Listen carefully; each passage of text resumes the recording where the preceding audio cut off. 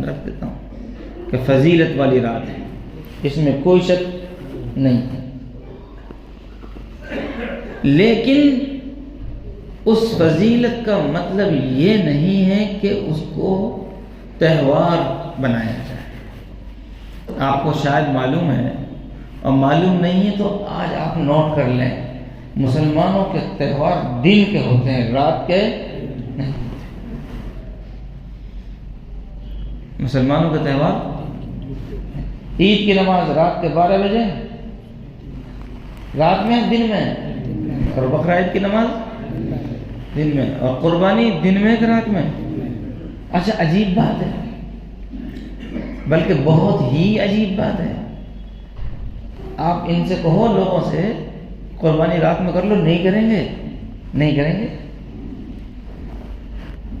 حالانکہ کوئی بھی عالم یہ نہیں کہے گا کہ جائز نہیں ہے، قربانی تو ہو جائے گی اگر روشنی کا انتظام کر کر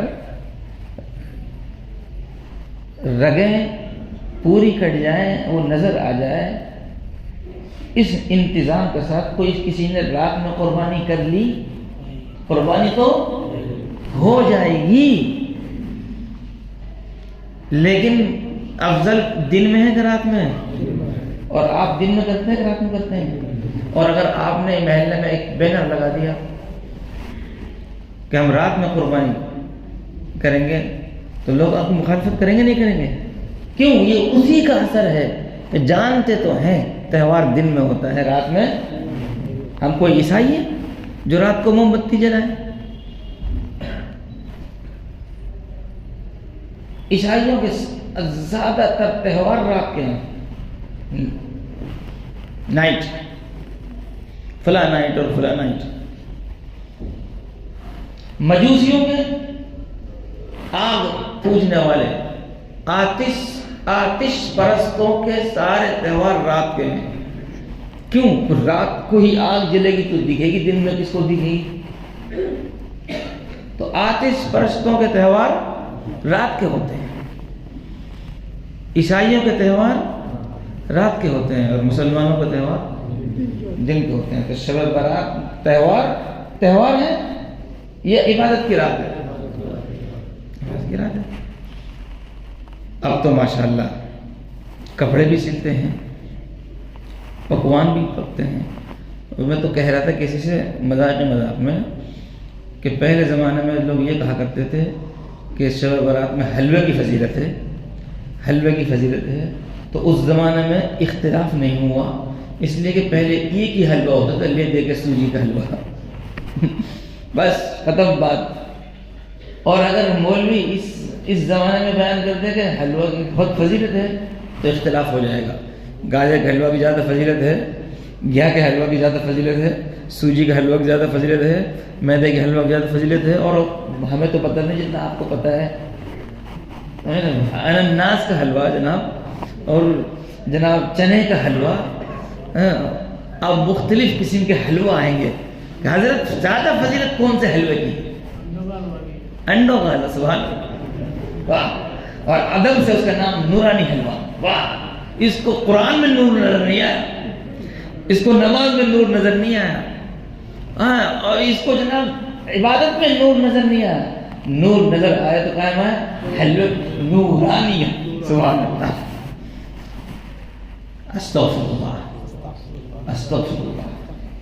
اس لیے میرے گرامی قدر بزرگوں اور عزیز دوستوں، سمجھنے کی بات ہے۔ بس دیکھو،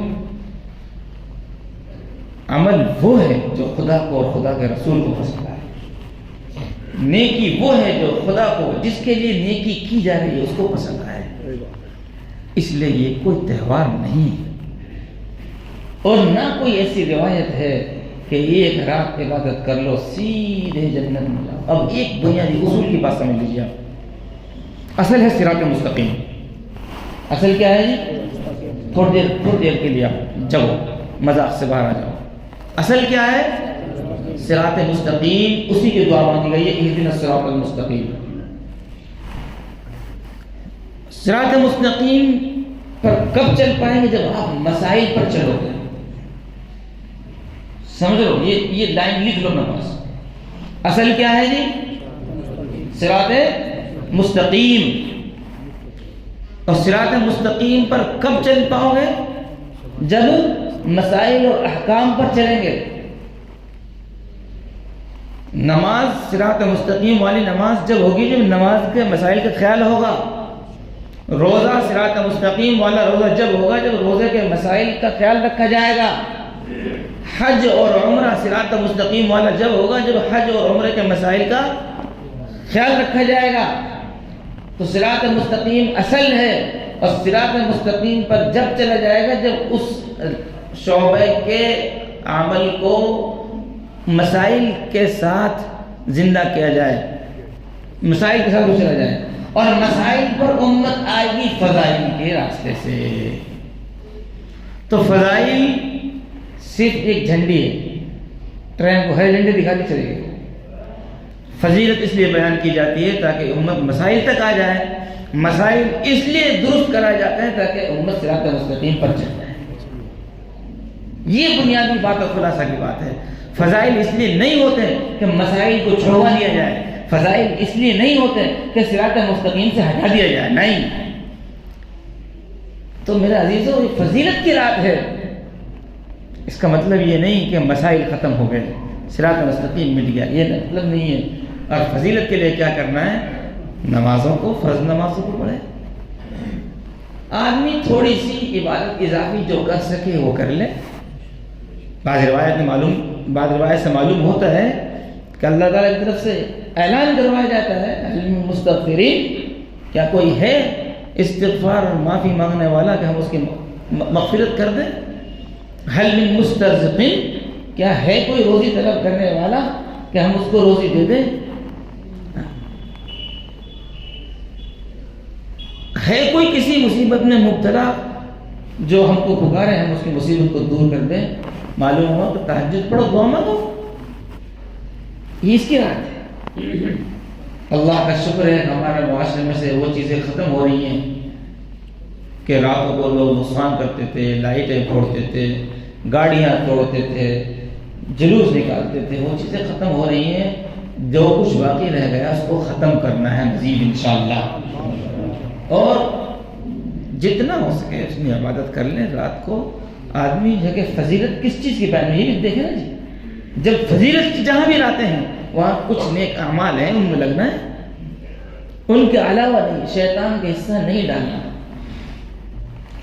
اس لیے میرے عزیزوں اور بزرگوں، میں ہمیشہ کہا کرتا ہوں کہ شیطان ہم سب کا ازلی دشمن ہے، اور اس کی خواہش یہ ہوتی ہے کہ ہر عمل میں اپنا حصہ لگا کر عمل کی جان نکال دے، ختم کر دے.